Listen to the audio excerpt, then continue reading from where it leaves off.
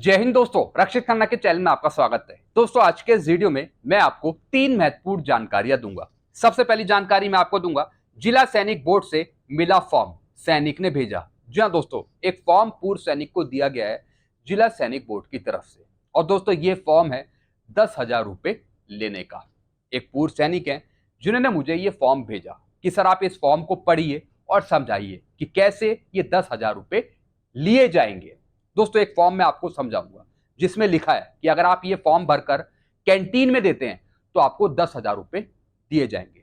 अब दोस्तों, ये 10,000 रुपए पूर्व सैनिक को मिलेंगे या फिर वाइफ को मिलेंगे, स्पाउस को मिलेंगे, किसको मिलेंगे, फॉर्म दिखाकर आगे समझाऊंगा।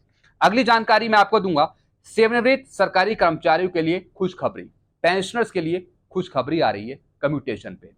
बताया जा रहा है कि 8वें वेतन आयोग में जो कम्यूटेशन का पीरियड है वो 15 साल से घटाकर 12 साल कर दिया जाएगा। आपको खुशखबरी मिलने वाली है आगे। पूरी जानकारी आगे दूंगा कम्यूटेशन के बारे में। अगली जानकारी मैं आपको दूंगा, क्या ऑनरी नायब सूबेदार को रेगुलर नायब सूबेदार की पेंशन नहीं मिलेगी। जैसा आप पता है 2006 से पहले के जो ऑनरी नायब सूबेदार है उनको रेगुलर नायब सूबेदार की पेंशन नहीं दी जा रही। कुछ ऑनरी नायब सूबेदार थे जिन्होंने कोर्ट केस किया था, वो जीत भी गए हैं, जीत गए वो, लेकिन अभी तक उनको रेगुलर नायब सूबेदार की पेंशन नहीं दी जा रही, सिर्फ ऑनरी नायब सूबेदार की पेंशन मिल रही है।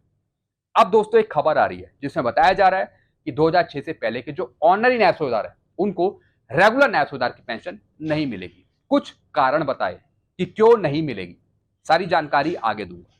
तो दोस्तों, बस यही 3 जानकारियां जो मैं आपको देने वाला हूं, इसलिए इस वीडियो को आप शुरू से लेकर आखिरी तक देखिएगा। वीडियो में आगे बढ़ने से पहले एक छोटी सी अपील मैं आपसे कर रहा हूं, अगर आप पहली बार मेरा चैनल देख रहे हैं या फिर ये वीडियो देख रहे हैं तो आप मेरा चैनल सब्सक्राइब भी कर सकते हैं, क्योंकि ऐसी जानकारियां, सही जानकारियां आपको मिलती रहती है इस चैनल के माध्यम से। चैनल का नाम है रक्षित खन्ना, चैनल को सब्सक्राइब करना मत भूलिएगा। चलते पहली जानकारी की तरफ, जिला सैनिक बोर्ड से मिला फॉर्म। जी हाँ दोस्तों, एक फॉर्म दिया गया है जिला सैनिक बोर्ड से, और दोस्तों ये भेजा है एक पूर्व सैनिक को, और उस पूर्व सैनिक ने ये फॉर्म मुझे भेजा है ताकि मैं वीडियो बनाकर आपको समझा पाऊं कि ये फॉर्म किस चीज का है। दोस्तों, ये फॉर्म है ADLRS का, assured decent last rite scheme का। जी हाँ दोस्तों, ये किसके लिए है? ये है दोस्तों फॉर्म वाइफ स्पाउस के लिए। अगर किसी पूर्व सैनिक की मृत्यु हो जाती है, उनके अंतिम संस्कार के लिए, ताकि उनका अंतिम संस्कार सही तरीके से किया जाए। अब दोस्तों, लिखा क्या है इसमें, फॉर्म भरकर दीजिए, मिलेंगे 10,000 रुपए। जी दोस्तों, वैसे ये योजना मृतक भूतपूर्व सैनिकों के परिजनों को अंतिम संस्कार के खर्चों में मदद करने के लिए वित्तीय सहायता प्रदान करती है। जी हाँ दोस्तों, यानी ये फॉर्म वाइफ को, स्पाउस को भरना है अगर पूर्व सैनिक की मृत्यु हो जाती है, ताकि पूर्व सैनिक का अंतिम संस्कार सही तरीके से किया जाए इस पैसे की राशि से। तो दोस्तों, ये पैसा मिलेगा पूर्व सैनिक की पत्नी को, वाइफ को। फिर क्या लिखा है, इस योजना का प्रबंधन रक्षा मंत्रालय द्वारा किया जाता है। जी हाँ दोस्तों, रक्षा मंत्रालय ने यह स्कीम शुरू करी थी बहुत पहले की। जी हाँ दोस्तों, ये कोई अभी की स्कीम नहीं है, बहुत पहले की है। और दोस्तों, 1 साल के अंदर ही ये कार्रवाई करनी पड़ती है इस पैसे को लेने के लिए। इसका उद्देश्य दिग्गजों के लिए, वेटरन्स के लिए, पूर्व सैनिकों के लिए सम्मानजनक विदाई सुनिश्चित करना है। जी हाँ दोस्तों, मृत्यु तो हो गई है, लेकिन आत्मा की शांति के लिए सही तरीके से अंतिम संस्कार करना, इस वजह से दोस्तों ये पैसा दिया जाता है। डिपेंडेंट को मिलेगा ये पैसा। पूर्व सैनिक के मृत्यु के बाद हकदार जो है वो वाइफ स्पाउस है, तो ये पैसा वाइफ को, स्पाउस को दिया जाता है, यानी परिवार को। अब दोस्तों, मैं आपको ये पूरा फॉर्म समझा रहा हूं। ये फॉर्म है जिसे भरकर वाइफ स्पाउस कहां पे देगी? CSG कैंटीन मैनेजर को। उसके बाद ये पैसा रिलीज किया जाएगा। अब दोस्तों, इसमें सबसे पहले ऊपर आपका एड्रेस आएगा जहां पर आप रहते हैं। फिर दोस्तों, कहां पर भेजना है? कैंटीन मैनेजर को। सब्जेक्ट है इसका क्लेमिंग ऑफ ADLRS, यानी कि assured decent last rite scheme का पैसा लेने के लिए यह फॉर्म है। फिर क्या लिखा है दोस्तों, यहां पर रैंक आएगी, पूर्व सैनिक की यहां पे रैंक आएगी। उसके बाद यहां पे नाम आएगा। फिर उसके बाद कब एक्सपायर हुए, उसकी डेट, किस कारण से वो एक्सपायर हुए, उसका यहां पे रीजन। फिर क्या लिखा है दोस्तों, इसमें 10,000 रुपए दिए जाएंगे ADLRS के। जी हाँ दोस्तों, उसके बेस पर यह कार्रवाई होगी ये फॉर्म भरकर। साथ ही साथ दोस्तों ओल्ड CSD कार्ड की फोटोकॉपी भी इसके साथ अटैच करनी पड़ेगी। साथ ही साथ अकाउंट नंबर और IFSC कोड जिसमें पैसा आएगा। फिर दोस्तों नीचे यहाँ पे साइन करने हैं वाइफ को, स्पाउस को। साथ ही साथ कैंसल चेक की कॉपी या फिर बैंक पासबुक की कॉपी जिसमें अकाउंट नंबर मेंशन हो। तो दोस्तों ये फॉर्म भरकर भेजना है वाइफ को, स्पाउस को। फिर दोस्तों कैंटीन की तरफ से ये राशि प्रोवाइड करी जाती है। कितने की? 10,000 रुपए की। पहले दोस्तों ये प्रोसेस स्टेशन हेडक्वार्टर की तरफ से किया जाता था। हालांकि दोस्तों एक एप्लीकेशन और फॉर्म भरकर सीधा CSD को देनी पड़ती है। उसके बाद ये प्रोसेस शुरू हो जाता है और इसकी राशि फिर खाते में जमा करी जाती है। तो दोस्तों ये फॉर्म आप मेरे से ले सकते हैं अगर आप कार्रवाई करना चाहते हैं। चलते अगली जानकारी की तरफ। सेवानिवृत्त सरकारी कर्मचारियों के लिए खुशखबरी, पेंशनर्स के लिए खुशखबरी। 15 वर्ष से 12 वर्ष तक कम्यूटेशन की बहाली का मुद्दा 8वें केंद्रीय वेतन आयोग के विचाराधीन विषयों में शामिल किया जाना है। जी हाँ दोस्तों, भारत सरकार ने माना है कि कम्यूटेशन को जो मुद्दा है वो 8 CPC में रखा जाएगा। यानी कम्यूटेशन का जो पीरियड अभी 15 साल का है वो घटकर 12 साल का हो जाएगा 8वें वेतन आयोग में, जब कम्यूटेशन का मुद्दा 8 CPC के टर्म ऑफ रेफरेंस में रखा जाएगा। तो दोस्तों ये मुद्दा बन गया है अब पे कमीशन का मुद्दा। जब पे कमीशन बैठेगा तो कम्यूटेशन पे वो विचार करेगा, कम्यूटेशन के पीरियड को कम करने पे विचार करेगा, ताकि इसका फायदा पेंशनर्स को मिल पाए जो 15 साल तक अपनी पेंशन में से कटौती करा रहे हैं। फिर वो कटौती 15 साल तक नहीं 12 साल तक हो पाएगी आगे चलकर। तो दोस्तों एक खुशखबरी आ रही है। भारत सरकार ने भी आश्वासन दिया। भारत सरकार ने, DOPT ने, DOPPW ने ये आश्वासन दिया है कि ये मुद्दा पे कमीशन का मुद्दा है, पे कमीशन में यह मुद्दा रखा जाएगा। और दोस्तों किसकी सहमति से? डिपार्टमेंट ऑफ एक्सपेंडिचर की सहमति से, वित्त मंत्रालय की सहमति से। जी हाँ दोस्तों, अगर उनकी सहमति मिल जाती है तो फिर आप मान के चलिए कि 8 CPC में यह मुद्दा आपका सॉल्व हो जाएगा। जो पीरियड है 15 साल का वो 12 साल का हो जाएगा। क्योंकि दोस्तों जो और अलग अलग डिपार्टमेंट है, अलग अलग राज्यों के, स्टेट के, उन्होंने भी कम्यूटेशन का जो पीरियड है वो 15 साल का नहीं 10 साल, 7 साल या फिर 12 साल का किया है। तो दोस्तों एक जैसे रूल हर एक जगह होने चाहिए, चाहे वो स्टेट हो या फिर वो सेंट्रल हो। तो दोस्तों एक छोटी सी खुशखबरी आ रही थी जो मैंने आपको समझाई।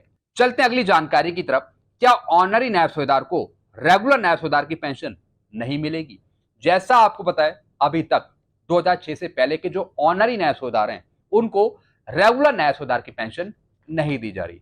हालांकि उनको एरियर दिया है 631 का 1/1/2006 से 30 जून 2014 तक का, लेकिन रेगुलर नायब सूबेदार की पेंशन नहीं मिल रही। कुछ ऑनरी नायब सूबेदार थे जिन्होंने कोर्ट केस किया रेगुलर नायब सूबेदार की पेंशन लेने के लिए, लेकिन दोस्तों वो कोर्ट केस तो जीत गए, लेकिन अभी तक भारत सरकार ने, मिनिस्ट्री ऑफ डिफेंस ने, PCDA ने रेगुलर नायब सूबेदार की पेंशन अभी तक नहीं दी है ऑनरी नायब सूबेदार को। यानी फैसला आने के बाद भी पेमेंट नहीं करा गया, पेंशन बढ़ाकर नहीं दी गई रेगुलर नायब सूबेदार की। अब दोस्तों एक खबर आ रही है जिसमें बताया जा रहा है कि 2006 से पहले के जो ऑनरी नायब सूबेदार हैं उनको रेगुलर नायब सूबेदार की पेंशन नहीं मिलेगी। क्यों नहीं मिलेगी, कारण क्या बताया, ये मैं आपको बताता हूं। जिन हवलदारों को ऑनरी मिली है रिटायरमेंट के बाद वे रैंक JCO रैंक नहीं है। जी हाँ दोस्तों, इन्होंने माना है कि जिन हवलदारों को ऑनरी मिली हुई है, ऑनरी रैंक से नवाजा गया है, वो रैंक JCO रैंक नहीं है, पूरे JCO रैंक नहीं है, इसलिए सिर्फ उन्हें ऑनरी रैंक की ही पेंशन मिलेगी, ना कि पूरे नायब सूबेदार रैंक की। जी हाँ दोस्तों, यानी दोस्तों हवलदारों को JCO रैंक नहीं माना है, भले ही हवलदारों को ऑनरी दी गई है, इसलिए नायब सूबेदार से, रेगुलर नायब सूबेदार से कम पेंशन यहां पे दी जा रही है ऑनरी नायब सूबेदार को। यानी रेगुलर नायब सूबेदार की पेंशन उनको नहीं मिलेगी क्योंकि एक ये JCO रैंक नहीं है, JCO रैंक में ये एंटर नहीं करे। साफ साफ दोस्तों इसमें इंग्लिश में लिखा है, in the Indian army a honorary Naib Subedar is a rank granted on retirement. जी हाँ दोस्तों, यानी वो हवलदार से भले रिटायर हो गए हो, अगर रिटायरमेंट के बाद उन्हें ऑनरी मिली है, typically to a havildar a non commissioned officer who has received a gallantry और मिटीरियस अवार्ड। जी हाँ दोस्तों, जो हवलदार हैं जिनको ऑनरी दी गई है, एक तो वो नॉन कमीशन ऑफिसर रैंक है, साथ ही साथ नॉन जेसीओज रैंक है। इस वजह से इनको रेगुलर न्याय सुधार की पेंशन नहीं दी जा सकती। हालांकि गैलेंट्री गैलेंट्री अवार्ड मिल सकता है या फिर ऑनरी रैंक से नवाजा जा सकता है, एक बेनिफिट मिल सकता है, क्योंकि सर्विस के दौरान उनकी कोई शिकायत नहीं है, एक साफ सुथरी उन्होंने सर्विस करी है। लेकिन वो जेसीओज रैंक का हिस्सा नहीं है, सिर्फ ऑनरी रैंक उनको मिला है। इस वजह से सिर्फ ऑनरी न्याय सुधार की उनको पेंशन दी जाएगी। फिर क्या लिखा है, it is an honorary title and does not involve the same responsibility और पे एज ए रेगुलर न्याय सुधार। ऑनरी तो मिल गया, एक टाइटल मिल गया ऑनरी का, ऑनरी रैंक से नवाज तो दिया, लेकिन जो बेनिफिट है नायब सूबेदार का वो उनको नहीं मिलेगा।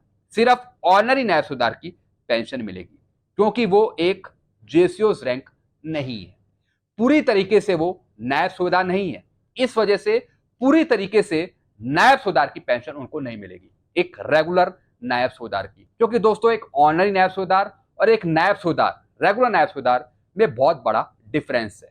तो ऑनरी को यहाँ पे जो ऑनरी रैंक से नवाजे गए हैं हवलदार, उनको सिर्फ ऑनरी नायब सूबेदार बना दिया, लेकिन पेंशन सिर्फ ऑनरी नायब सूबेदार की मिलेगी, रेगुलर नायब सूबेदार की नहीं, ऐसा इन्होंने बताया।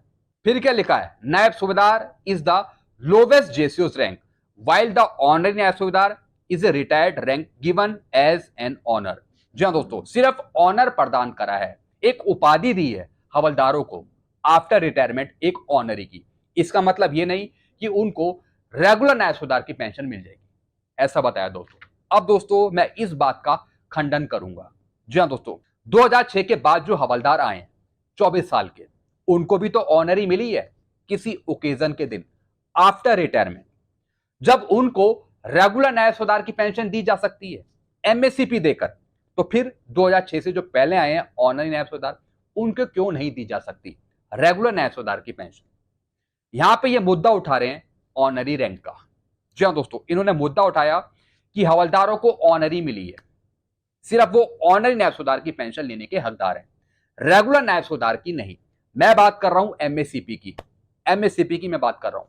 हवलदारों को एमएससीपी दी गई जो 2006 के बाद आए हैं, उनको एमएससीपी नायब सूबेदार बनाया गया, एमएससीपी नायब सूबेदार की पेंशन वो ले रहे हैं, उनको भी ऑनरी मिली है, उनको भी ऑनरी दी गई है आफ्टर रिटायरमेंट। जब उनको दी जा सकती है नायब सूबेदार की पेंशन, तो फिर 2006 से पहले वालों को क्यों नहीं।